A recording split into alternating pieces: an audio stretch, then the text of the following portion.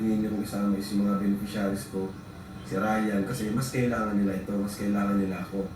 Si Norman, si J. Brad, yung Kambal, kasi mas kailangan nila ako, di ba?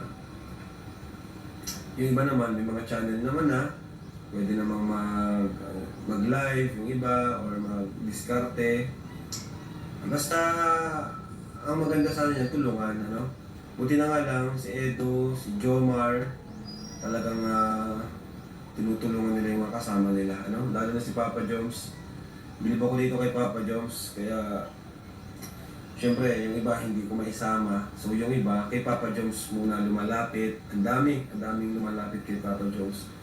And alam ko, si Papa Joms minsan is, siyempre, na ano rin, na napapagod, ano, pero kahit ganun, nakakabilib si Papa Joms. Sobrang bait talaga nito. Hindi niya iniwan yung mga kasama natin. Siyempre, yung iba, naghahanga din ng content.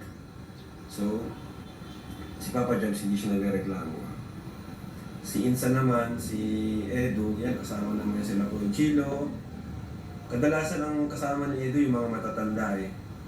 Mas gusto ni Eds kasama ng mga matatanda. Si Joms naman yan, karamihan mga ka-age niya, or mas bata.